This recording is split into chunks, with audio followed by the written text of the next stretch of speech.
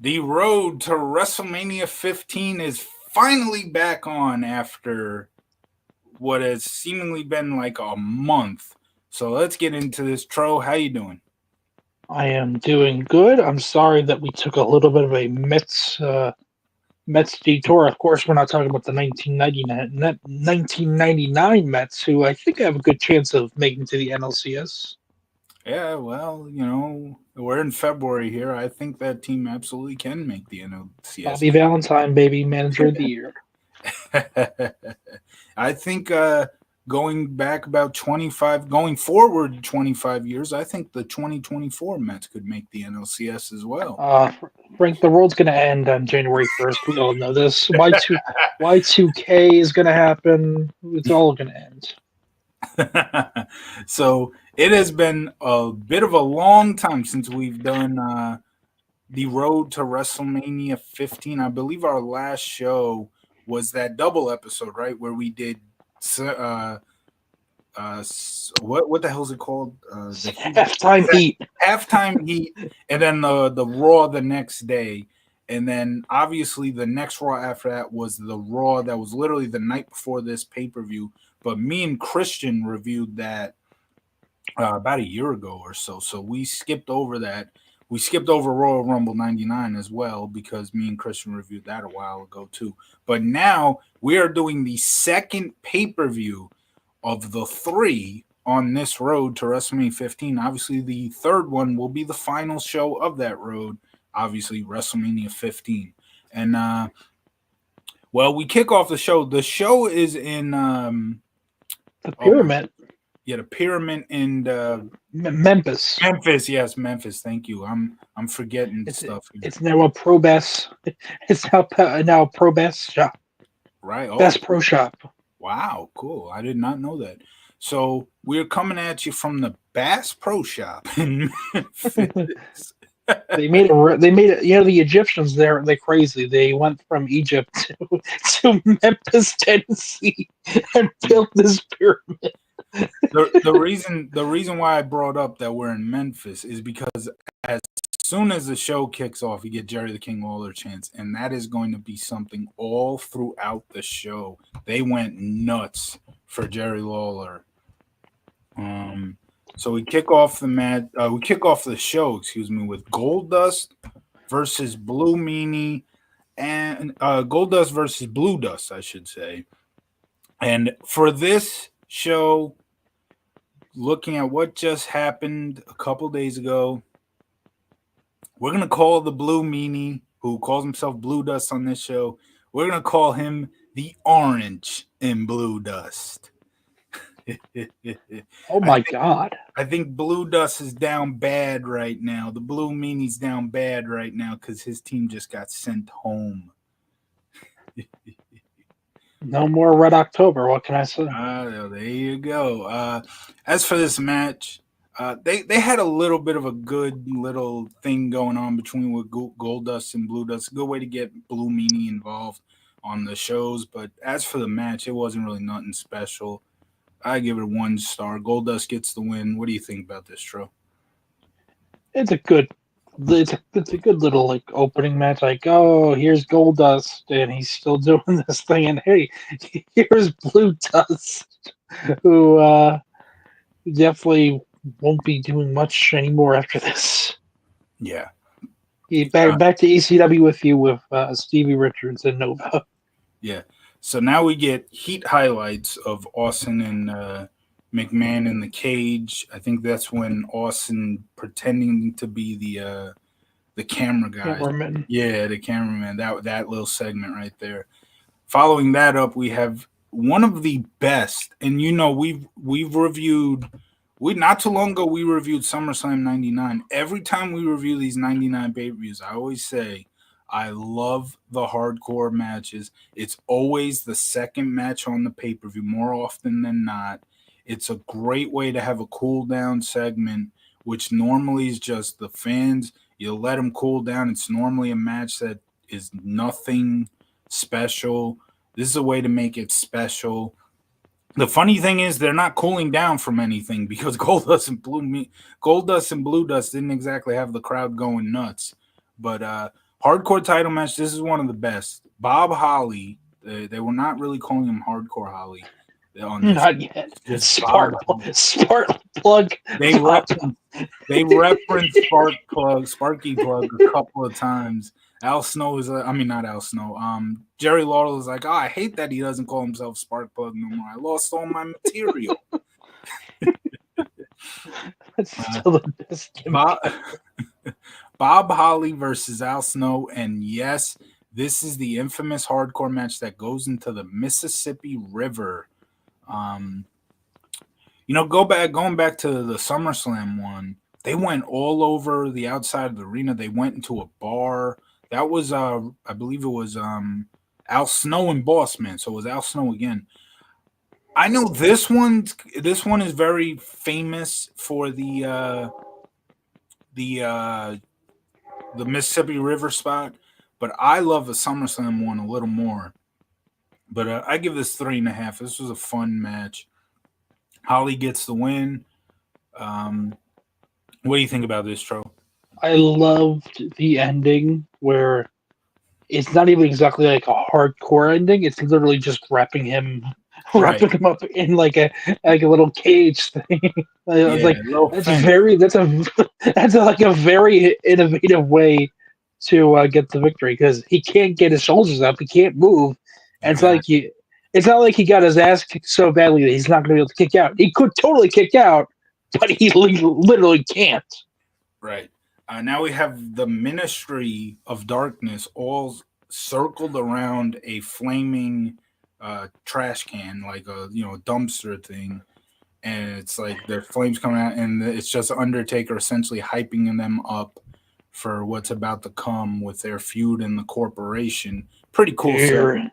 Here lies the Phillies season. I'm sorry, Blue Dust. There's no other way. Oh boy. Have you seen the video where it's Lindor hitting the grand slam, and it says the caption on it says Philly announcers be like, and it's the clip from Major League? Yes. Yeah, it's like, here's the pitch. Oh shit. Oh shit. Oh boy. You know what? I didn't tag Ron in this video, and when I posted it, maybe it's for good reasons. Ron doesn't want to be a part of this video. He doesn't want to watch this video. Now we have Big Boss Man versus Midian. And this was back when Midian was carrying around the eye in the glass. And so he lays it down on Lawler's side of the announce table and tells Jerry Lawler, keep an eye on this. Keep an eye on the eye. And Michael Cole is like, keep that on your side.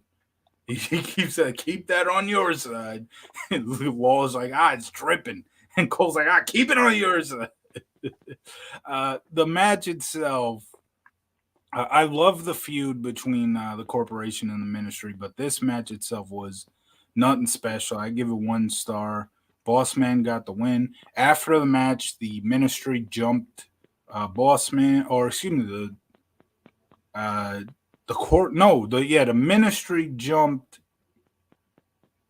Boss Man, I think. Yeah, that would make sense because Boss Man is a corporation. So, Charles, what did you think of this match? Yeah, it was a nothing match, really. I mean, it's kind of cool to see Midian. Yeah. He's a chef now, and he occasionally appears on Undertaker's podcast. He's sort of he's BSK. I listened to a clip recently of Undertaker talking about the Hell in a Cell match, which from No Mercy 2002. You can check our review on that in the archives of FNC Retro Wrestling Reviews. Check the playlist. Every episode we've covered, every pay-per-view we cover, every weekly show we cover, you can check that in the playlist. No Mercy 2002 is there somewhere. I love that Undertaker talked about how that was such an underrated match. He loved that match. I love that match too. the Dave Meltzers of the world said that tag match was the match of the year. I didn't even think it was the match of the night. And I love that tag match. That tag match was great, but the Hell in a Cell was better in my opinion. So now we have tag team titles, and Jeff Jarrett and Owen Hart taking on D'Lo Brown and Mark Henry. Ivory and D'Lo in Mark Henry's corner. Gosh, Ivory. Oof. But for the match, Owen and Jeff retained the titles after a guitar shot to, I believe, Mark Henry. This is Never drew a dime. there will be no Jeff Jarrett hate on this podcast. I don't care. He broke 1,000 guitars. Never drew a dime. You remember when you went through some of our old videos and you were trying to see all the tags I had, and you were like, "Oh well, in this video you were rocking a Jeff Jarrett shirt." You're damn right, I was rocking a Jeff Jarrett shirt. One of the best heels of the Attitude Era, one of the best heels in WCW towards the end. That Jeff Jarrett is the man. He was also one of the best heels in the early days of TNA. Oh yeah, he's running the show and he's putting the belt on himself. Blah blah blah. Before Kurt Angle came in, there was nobody to put the damn belt on. First of all, but anyway, could have put it on AJ or Ron. They did put it on Ron Killings. He was the second. I'm saying he could have had more runs with it. Who was the other guy? It was Monty Brown. Monty Brown could have. Monty Brown was good. I don't understand why they didn't do nothing with Monty Brown. I don't get, but to that point, the WWE scooped him up, and they didn't do shit with him either. I don't know why. He had a Wrestlemania match. He was Marcus Carvajal. He had a nice jazz theme. I'm trying to think of an obscure name to just be like, yeah, so did that guy, but the Boogeyman. The Boogeyman had a WrestleMania match. But people remember the Boogeyman. So he's still getting work. Monty Brown could have been something. I don't understand why TNA and WWE both did nothing with him. I really don't understand that. Let's see. They did a Mankind interview after that, talking about the Last Man Standing match that was coming up. Now we have one of the best angles leading into this show. Ken Shamrock, Val Venus, with Val Venus chasing Ryan Shamrock, the storyline sister of Ken Shamrock. And that's what leads us to an intercontinental title match here. Ken Shamrock is the champ. Val Venus is the challenger. And I've said this so many times about Ken Shamrock, but since this is the exact angle here, I'm just gonna say it again. I'm not the biggest fan of Ken Shamrock. I'm not a fight fan. I'm not an Ultimate Fighting fan as well. Definitely not. I don't care about boxing. I don't care about UFC. I don't care about MMA. And yes, they're great athletes. I'm not taking anything away from them. I don't care about fight sports. Ken Shamrock, to me, was great in this time period because the angles they were doing with him just brought out his emotion. And as the guy that he is, you should be putting angles for him where you just bring out that anger because that's what he was. I mean, look at it. The man was ready to kill the Nasty Boys when he met them in the airport around this time. I don't know if it was maybe around time, but it was the same year.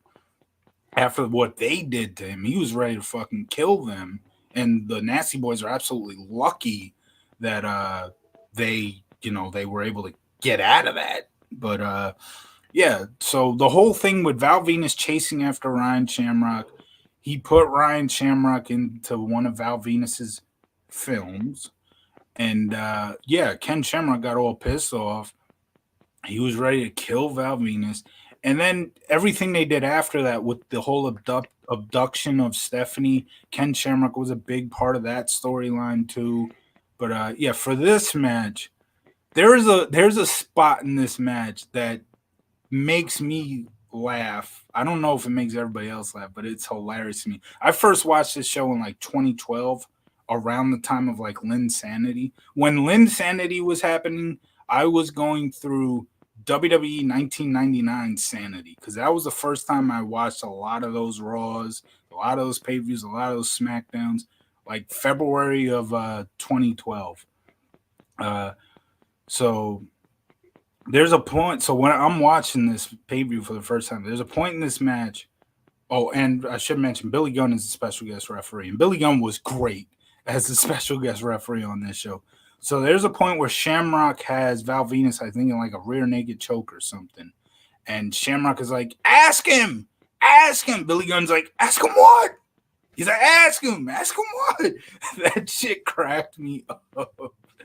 I know it's not as it's not that funny, but it's just one of those things that it just sounded a lot more funnier than it really was. That cracked me up, and I still chuckle every time I see that. The match itself, it started out a little slow, but the crowd got into it as it went on. When they got Ryan Shamrock involved, she helps Val Venus, pulls him to the rope when he's in the ankle lock, and then Ken Shamrock comes out, like, "What the hell are you doing?" And Ryan smacks him in the face. Billy Gunn kind of stops Ken Shamrock from going after his sister and beating her up. And that leads to a brawl between Shamrock and Billy Gunn. And then Billy Gunn essentially costs Jeff Jarrett Jeff Jarrett essentially costs Ain't he great? He can do two matches at once. It's caused Ken Shamrock the title because after that brawl, I think Billy Gunn just throws Shamrock into the ring. Val Venus rolls him up, and Billy Gunn just fast counts him 1, 2, 3. I give this match 3.5. Most of the undercard here was a little left to be desired, but this IC title match and the hardcore matches were worth it for the undercard. Now the show picks up. But what did you think of this match? I thought this was a fine match. I like how Ken had to tell his sister to slap him. Like you could see, like he said, "Slap me, slap me." You're calling spots, bro. Why you calling spots, bro? God damn it! Exposing the damn business. I did not recognize that. I'll have to look at that match. Maybe it was edited out, but I do know when he gets slapped, he's like, "Slap me." Then she does. So now we get to you know what? I forgot something. It's gonna be real quick, but I always do this for shows. I always do this for these shows. Hold on. Frank has left. He's being abducted. Ed. He's being abducted right now.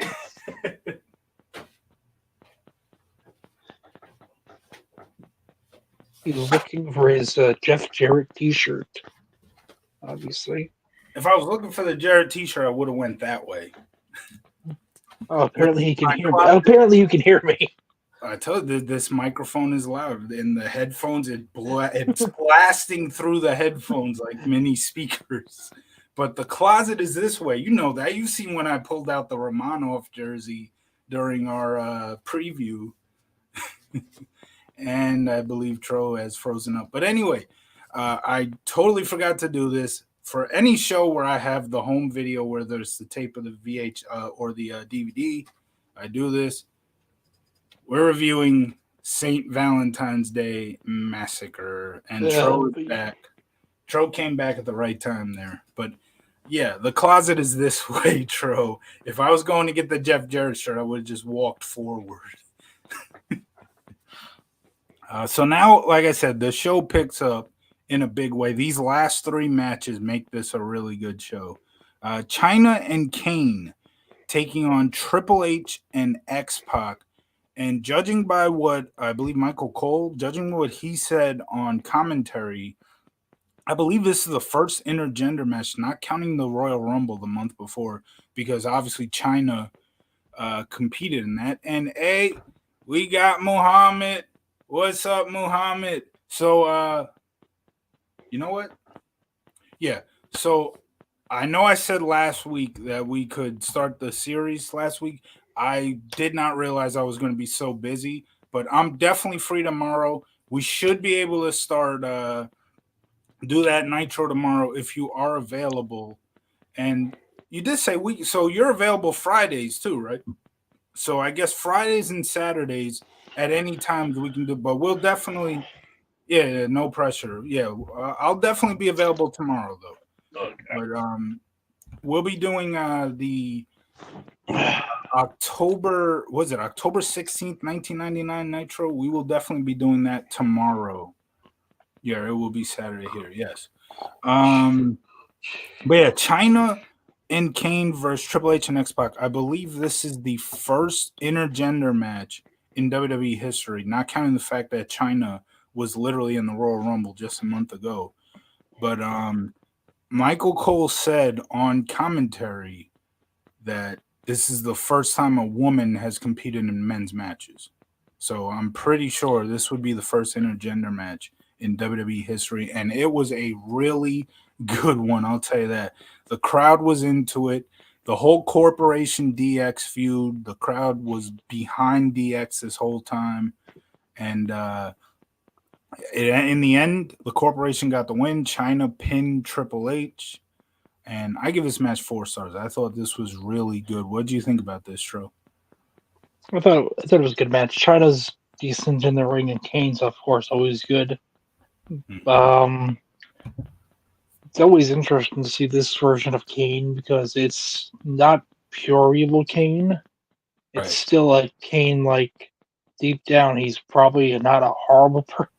Deep down, he's just being used and used and used over and over again. Now it's like, now you have to team with China. Okay, I will fight.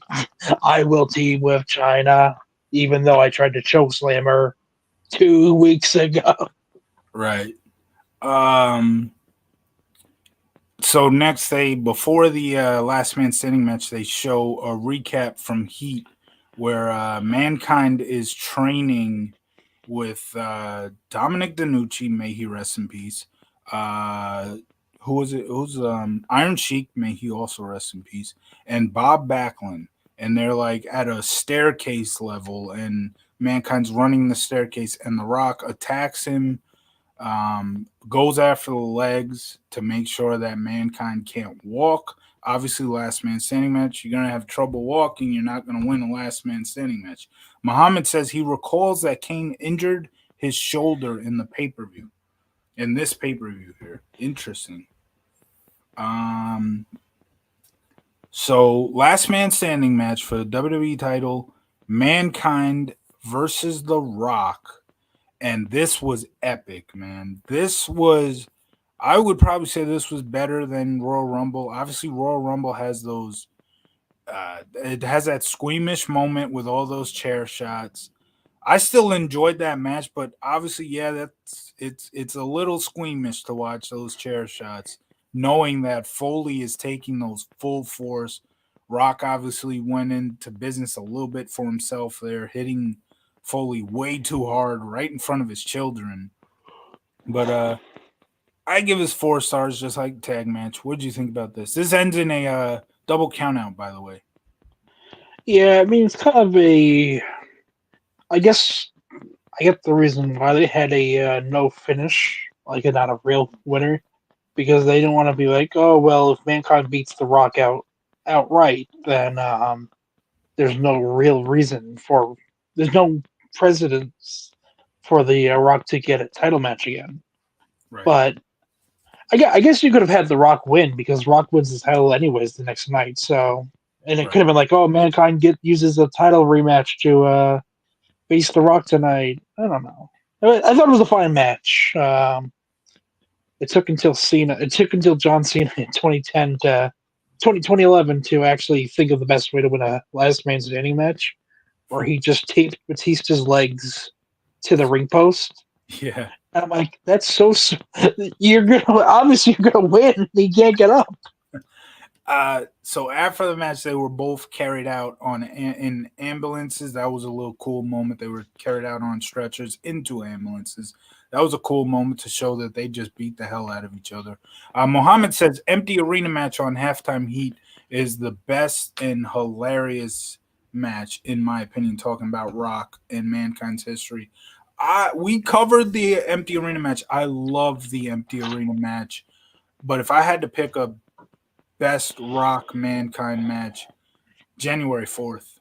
That whole title match on Raw, the crowd just going nuts when Austin's music hit, the crowd going nuts when Foley, the 3 count. That match was tremendous. The drama, the Michael Cole's call on it. yes, Michael Cole's call, the corporation being so upset seeing that Mankind has won the title, that just drama, beautiful ending with Mankind winning the title. It just such a great match, great moment. Uh, Main event time. We're gonna get through this quickly because Tro has to go, so that's why this has been going very quickly here. Steel cage match. Stone Cold Steve Austin, Mr. McMahon. Uh, let's see here. Triple H versus Mankind for the title shot with Mankind taking Shane McMahon hostage was great. That was great as well. Yes, he took Shane McMahon hostage at the beginning of the show and made sure that he was going to get that title shot. Obviously, Mr. McMahon was not going to give it to him. Shane McMahon wasn't going to give it to him. So that was his way of taking it. Yeah, that was a cool moment. So Stone Cold Steve Austin, Mr. McMahon, Steel Cage. Uh, I loved the ladder match, which involved Shane that they did at King of the Ring. But I might go as far to say that this is my favorite McMahon Austin match. Obviously, their Raw match in April of '98, the match that infamously turned the tide in the Monday Night Wars.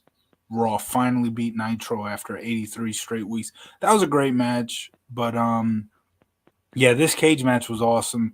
Mr. McMahon took some crazy bumps off the cage that no boss of $1 million company would ever do. But we got a debut here. He mentioned WCW. WCW. Paul White, as Michael Cole called him. I guess he did not have a ring name yet, Nope. but Paul White comes through the apron. He just bursts through the apron, steps in the not the apron, the ring, the mat. Yeah, the mat. He bursts through the mat, comes into the ring, and Michael Cole's going crazy like, King, that's Paul White. That's Paul White. And then he just beats up on Stone Cold Steve Austin a little bit. At this point, Mr. McMahon is bloodied to hell. And there's a reason I'm mentioning that. We'll get to that in a second. Then Paul White makes a huge mistake. He throws Stone Cold into the cage. Stone Cold latches onto the cage. The cage opens, and Austin just lets go, falls to his feet on the ground, gets the victory. This is my match of the night. I give it 4.5. And the reason why I mentioned the bloody face for Mr. McMahon, after Austin won, a great shot of McMahon on his knees, bloody face, giving Austin the middle fingers. And Muhammad says, miss those unpredictable finishes for real. What do you think of this cage match here?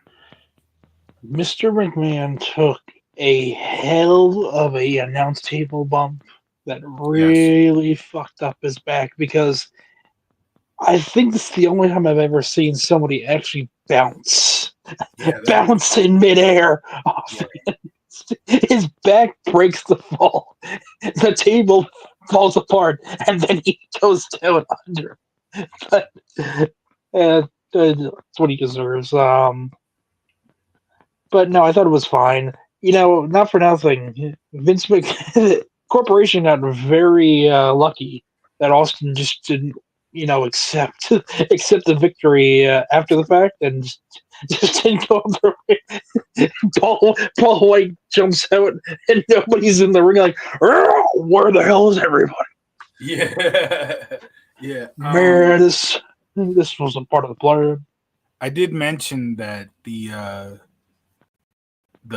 Shamrock match had one of the best angles on this show, but obviously the main event had what, in my opinion, is the best angle of all time: the Mr. McMahon Austin feud, best angle of all time. Let's see what Muhammad has to say here. Add Dominium for the show. I love the opening intro. Yeah, Tro knows this, what you're talking about. Produced by David Shahadi. He deserves a lot of credit. But dude, to me, I understand the whole thing of like Austin is driving McMahon crazy, and that's why they go with this song. It is always weird to me though when you pick a romantic song for a blood feud. It's so weird. That's a love song. Are you saying that Austin Rock from WrestleMania 17 wouldn't have been better if instead of My Way it was ooh but two. Rock, I need to win this. I need to win this more than that. Crazy, you're driving. Will you be my Valentine? Will you be my Valentine? And you don't want to know the second half of that song goes on to be Big Show's second theme. It goes on to be the insurrection, the Rebellion, or whatever the hell UK pay-per-view, one of the UK pay-per-views themes for years, and it goes on to be Luke Gallows' theme in 2011. So they just kept on reusing this, and they took out, "Will you be my Valentine? Will you be my Valentine?" And there's another time they did something like that was just so weird. So remember, WrestleMania used to have like the NBC remake where they're like showing hour, yes, and they did this for 27, and for Undertaker, for Undertaker. Look, I thought it was cool. I thought that was kind of cool.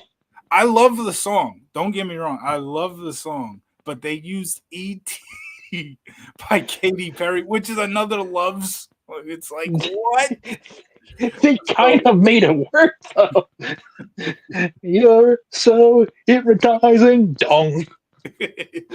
Muhammad says it was presented in an ironic way. I understand that to match the aesthetics of the pay-per-view. Not to mention, wasn't the show called St. Valentine's Day Massacre? I get that. I do get that. But it's just a love song being the song for a video package with a blood feud.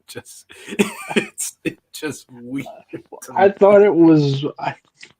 Look, that Undertaker Triple H feud at WrestleMania 27 wasn't even that good at that point. That was the year that everyone was like, "Oh, it's Sting! It's Sting! Oh, it's Triple H!" Right. I remember they did the countdown, and then who's in the shed? Undertaker comes out. They both point to the sign, and then nothing happens. They don't say anything. I like the match. I liked the match. I will say that, but the angle. It could have been a little better. I mean, think about this. Triple H, he not only did him and Undertaker end the Attitude Era the following year, that was the end of the Attitude Era, obviously. Everyone knows it went from 97 until 2012.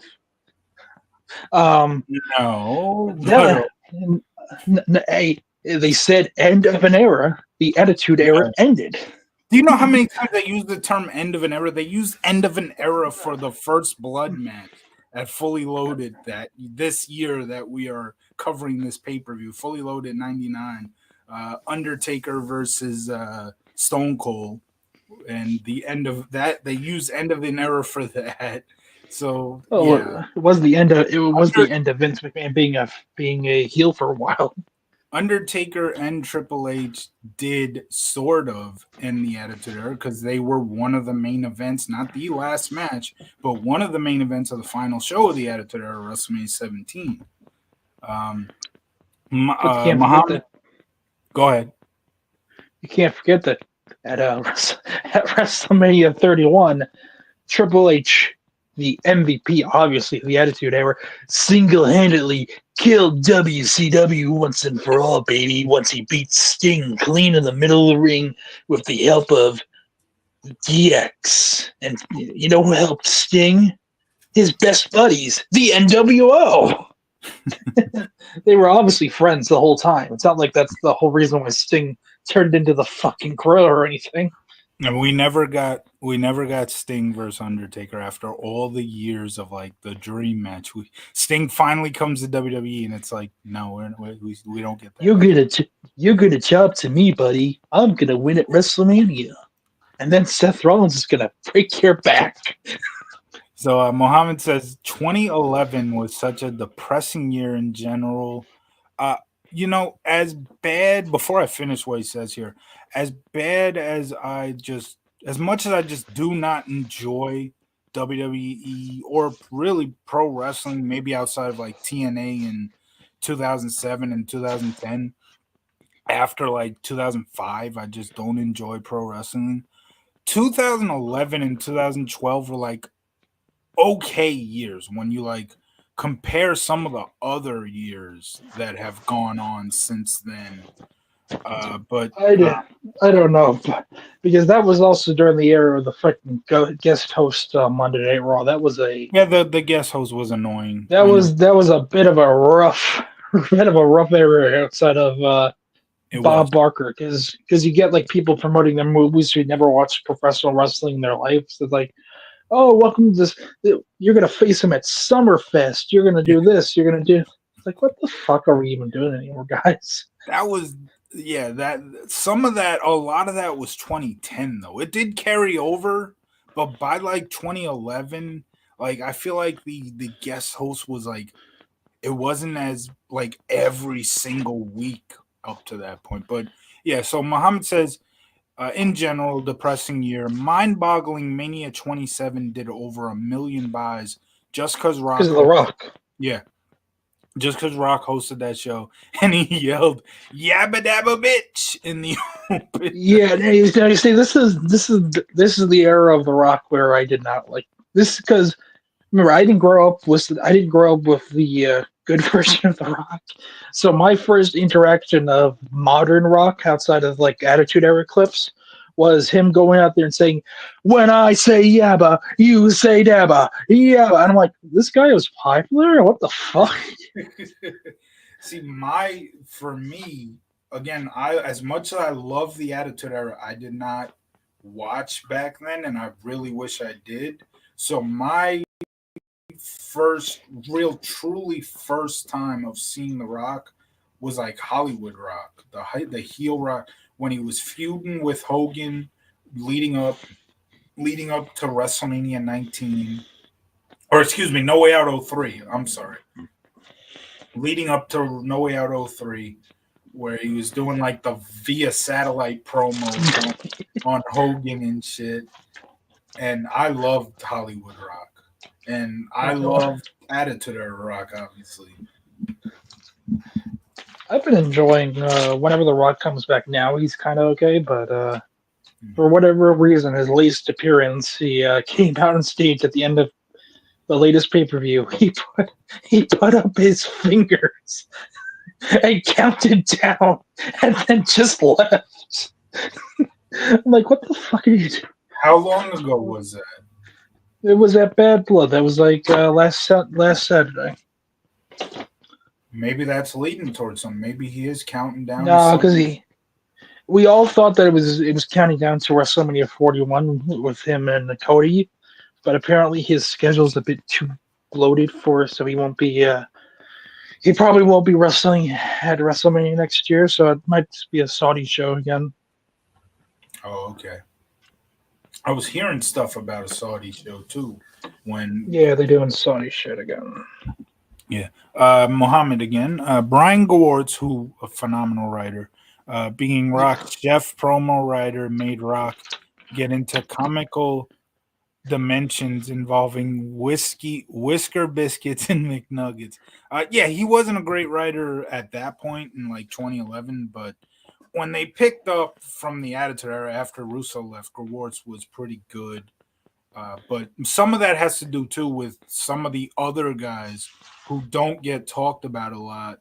Like the guy who I always forget his name, but the guy who's now doing his own podcast about the Attitude Era, who used to write for uh, oh gosh, the late night guy. Why am I forgetting his name? Holy shit! And then there was the guy from 2000 who Freddie, said, Freddie Prince Jr. no, not Freddie Prinze Jr. The late night show, Conan, yeah, the guy used Oh, to that's right. write for Conan, and he got hired by WWE because he was writing for Conan, and he was the guy who immediately took over for Russo when Russo left after No Mercy '99. Tommy Blancha, yes, Tommy Blancha, that's who I'm But talking about. And but Tommy Blanchard didn't. Tommy Blanchard might have been the writer for like right after Russo, but I forget what his name was. But he died. He's died yes, ever since. that's the guy. That's the guy who I was trying to talk about a minute ago. He wrote in 2000. 2000 was a great year. Yeah, And people made fun of him because he they wanted to made keep yeah, continuity. they made He fun made of he him. made storyboards for God's sake. I'm like, that's smart. There you go. Muhammad knows Chris Kresge. If I said that Yes, last Chris name right. Kresge. Kresge. They made fun of him because they're in the damn wrestling bubble and they can't understand how this guy's setting up storyboards because he actually wants to write good TV. And it's crazy. And he got bullied essentially out of the business and sadly passed away 5 years later. Well, what I liked about him is because yes, it's fall pro wrestling. It's all kind of silly, but he tried to keep like, well, this guy shouldn't be interacting with this guy, even if they turn face, because in the past they didn't like each other. So it'd be like, oh well, well now Big Boss Man's now a face, so obviously he's gonna tag team with Al Snow. It's like no.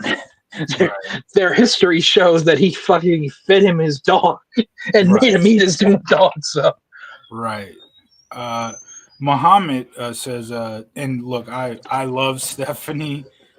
She still looks amazing to this day. But Muhammad, right on the money here. Stephanie had no business mocking Kresge and bullying him. I agree 100%.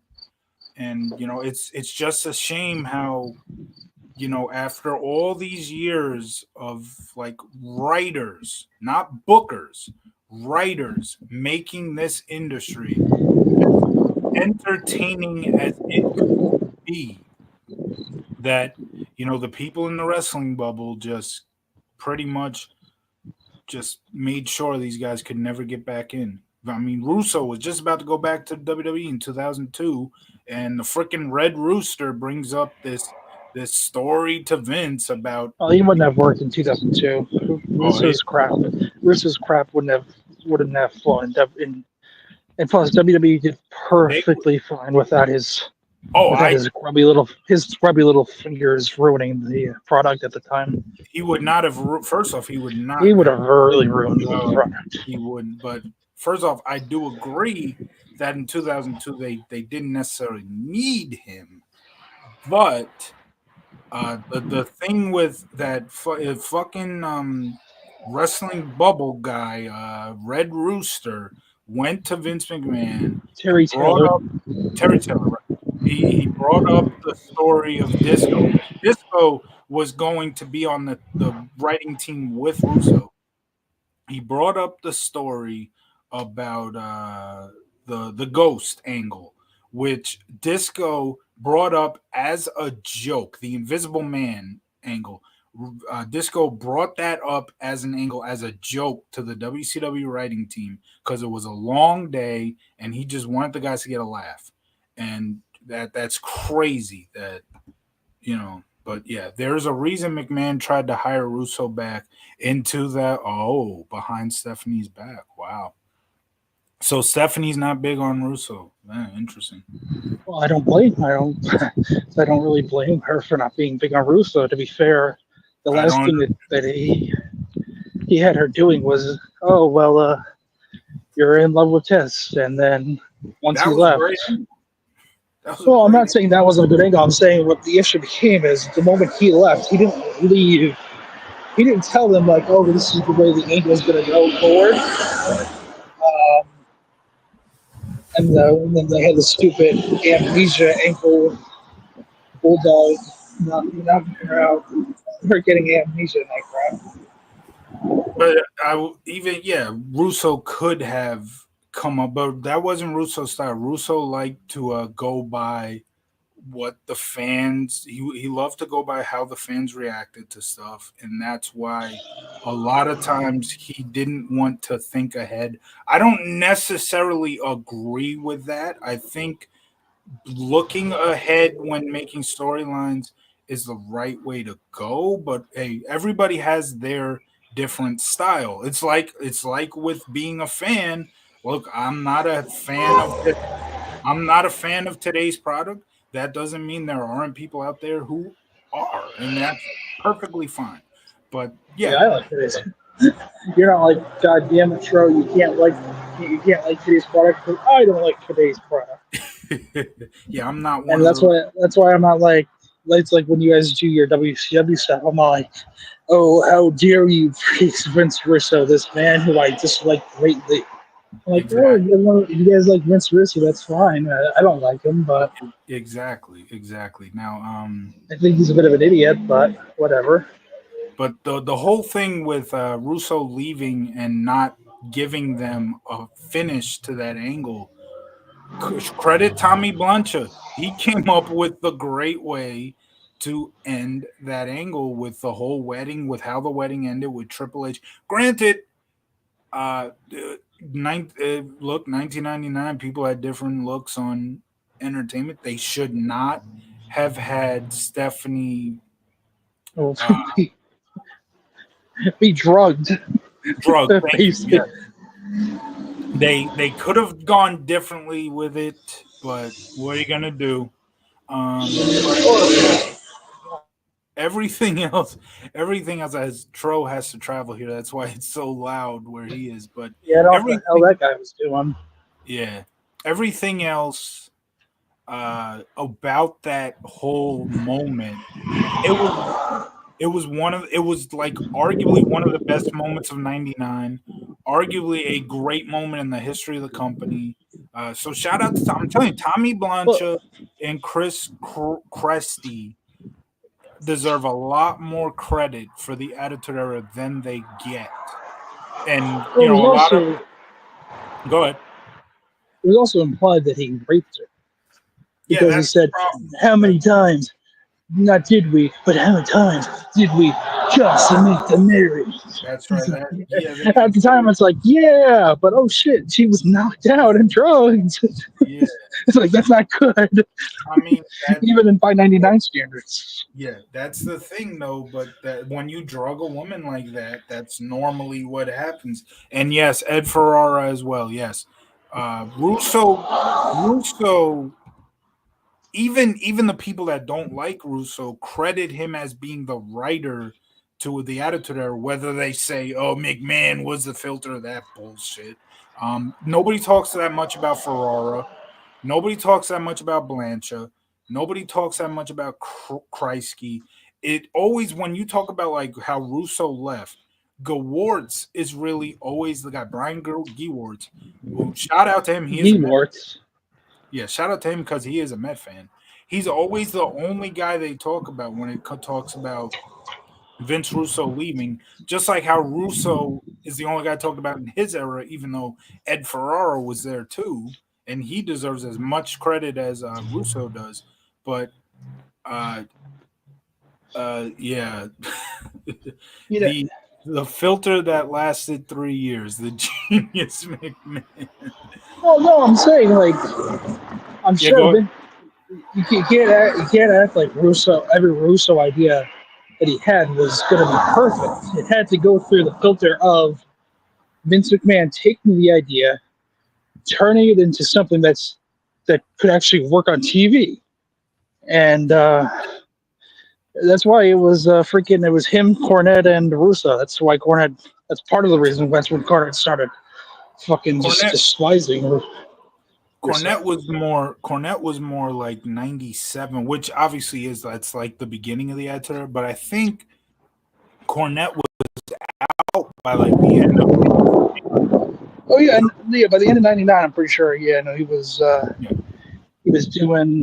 He wasn't doing Smoky Mountain because Smoky Mountain had gone under. That's yeah, why yeah. he ended up back with WWE. But But the thing is, um, even if the McMahon even if McMahon did filter angles like that, I'm sure he did that for all of his writers. He's the owner of the damn and Muhammad. I'm sure. I'm sure too. But I'm just saying, it's because Vince Russo was always heavily like credited with everything in the Attitude Era, so it's kind of like more pushed up on him that his ideas were filtered. Muhammad Cornette wasn't being filtered when he took Doctor Who as a priority. Wasn't he just called Who? I think he was just called Who. Because I remember that infamous picture where it's got the name on the graphic and just says Who. But he says, and when he booked Doctor Who as a prodigy of Hogan, not to mention the Goon and TL Hopper.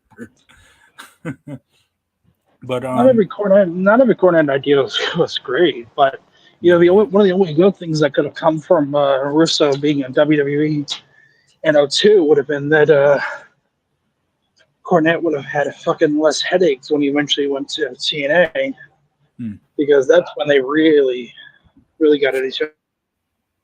the tag team of Who and What, I think Tro froze up again. Or he muted himself. Okay. Um, yeah, well, see, when Russo lost the opportunity to come back in 2002, he went to TNA and wrote pretty much him and Ferrara wrote those weekly pay per views. And those weekly pay per views, man, some of them are really good. The Sports Entertainment Extreme angle, Sports Entertainment Extreme versus Tradition, that was a great angle. But yeah, when it comes to the Attitude Era, I mean, people need to talk more about Ed Ferrara. They need to talk about more about Tommy Blancha. They need to talk about Chris Kresge. Those guys deserve their credit. They deserve a ton of credit. As much credit. And Ferrara, I don't know if I said Ferrara. All three of them deserve as much credit as you'll give Russo and any of the credit you'll give McMahon as being the filter, But Muhammad says, I remember Bischoff was the main heel in the Russo draft script of 2000. Wow, okay, that would have been interesting. But did Russo plan to make Bischoff the GM?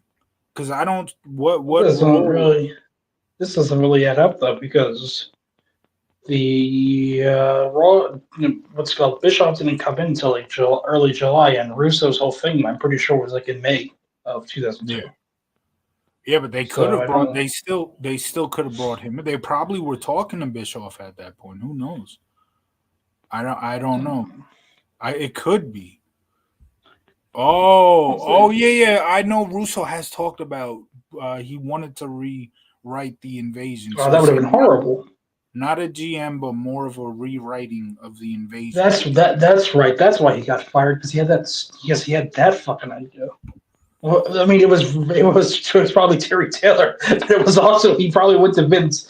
He was probably pissed off about how bad the invasion came out, and said, "Well, let's just do it again, bro." And Vince probably said, "Get the fuck out of my office! I Go to Jeff Jarrett. Go to TNA."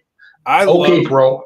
I love the invasion angle. The WWE did as much as they could with what they had. you couldn't be mad at guys like Goldberg, Sting, whoever it was, Scott Steiner, Well, who else. they could have held off from doing it. They could have True, waited until they were available. it's true they could have, but I still do not have any problem with what they had. The angle itself there was a lot of drama and all that, but here's the whole thing with Russo and the time period. The WWE website posted Russo hired on June 10th. That would be 2002. So it would be around the time. Bischoff came in a week before my birthday that year. That'd be July 15th. So a whole month essentially before here. So I'm sure they were talking to Bischoff. But yeah, that would have been interesting. I'll say that. That definitely would have been interesting. Um it's a shame we'll never know what happened. What would have happened if Russo got hired? But I I love think I think Hogan wouldn't have came in. I think he would have that's said, true. "Fuck this shit. I don't want to deal with Russo anymore." And That I don't that blame him for that. That is true. I've read Hogan's book, which was literally around the same time that it was the same year at least. It came out early in 2002, or at least summer of '02, and he talked about his hatred for Russo. He talked about how when his dad was like on his deathbed, he was like telling Hogan, "Don't let Russo like make the do keep doing this whole making the pro wrestling industry so like smut essentially." And like I'm like, Yeah. damn, Now this is what they must be like. That's crazy. though, to be fair, though, it is Hulk Hogan, so you have to take literally everything he says with a grain of salt. Yeah, maybe. Um, but yeah, he totally torched Russo in his book. And as a fan of both of them, I mean, Hulk Hogan's my favorite of all time when it comes to wrestlers. And obviously, writers, Russo's my favorite of all time. So I hate to see that there's beef between them. Muhammad, they panicked to kickstart the invasion early because on the show with Austin and Triple H versus Benoit and Jericho, yeah, the viewership was so bad the segment did an atrocious 1.8 rating. Wow. And that match, man, the crowd was going crazy for that match. That was a fun match. It sucks to see that it did a low rating like that. The problem is also that Triple H then gets hurt, but also people kind of downplay the viewership drop after Austin turned heel. It was a mixture of the fact that people weren't watching WCW anymore, so they just stopped watching wrestling altogether. Then Yeah. Austin turns heel. Like that all happened within a week of each other because WCW goes under. Vince McMahon's not bringing it back, not keeping it as like Nitro or anything. Austin turns heel. What the fuck's going on? The Rock's gone now. Who's the face? Undertaker, this biker guy. Yeah. Uh, I loved heel Undertaker. I mean, not excuse me, heel Austin. But yeah, it's understandable that because these fans love him so much because they see themselves in him, so they wanted to root for him. They wanted him to be a baby face, even though his character pretty much is a heel. Muhammad, not to mention Rock left for Hollywood. That was the biggest hit, in my opinion, to Yeah. Austin turning heel because Rock would have been the top baby face, and I think they still would have just gotten so behind Rock after all this time where you have Rock as the heel and Austin as the babyface. Now we could have seen that feud flipped where Austin's the heel and now Rock is the babyface. And who knows, maybe it could have launched Rock to be even bigger than he already was. The whole Rock Austin story was pretty much the whole storyline of the year 2001 because it was they faced off each other in the Royal Rumble, then they face off at WrestleMania, and then they're facing off each other again. But now one represents WCW, one represents WWF. Who could have thought this could happen? Yeah, that's And true. it's so fitting that The Rock, in the end, The Rock is the one who saves the WWF by pitting Stone Cold Steve Austin after Kurt Although, Angle. yeah, that's what I was gonna say. Technically, it was Kurt Angle this. No, to be fair, Kurt was, because I think it was the next night. Kurt's like, "Oh well, my plan worked out perfectly. I was the perfect mole," and then The Rock's like, "But you weren't a good mole because no matter what, you win. Because if WWF wins, you can do what you're doing now and be like, oh, I'm a mole. But if WCW won, you'd be like, oh yeah, I was always part of your team, guys. Haha." Muhammad has a good point here. Compare Austin's heel turn to Hulk's heel turn. So weak in retrospect. That When you compare, obviously, Hogan's heel turn is the greatest heel turn in the history of the pro wrestling industry. I will stand by that forever. it changed. It literally changed professional wrestling. It did, yes. Now, to be fair, Hogan himself was barely ever a face because he really did wrestle dirty. Like most of the time, he did back rakes and stuff. And Right. the whole 1992 Royal Rumble when he pulls out Sid Justice after being eliminated fairly, like, no, brother, come on, brother. And the fact that he was also a dick backstage.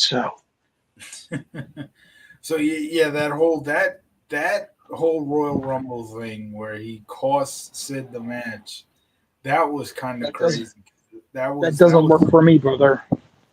that was some heel shit right there from a guy that the whole company was always scared to turn heel. I mean, imagine imagine if 1993 Lex Luger has that baby face turn, he body slams Yokozuna, and then his and then he beats Luger. Excuse me, he beats Yoko at SummerSlam for the title. No DQ finish, and Okay, I'm then heading out. okay, and then Hulk Hogan comes out and is like, "You're not the American hero. I'm the American." That could have been a damn good feud. I'm about to head out too, since we're gonna finish it off. But one more thing from Muhammad.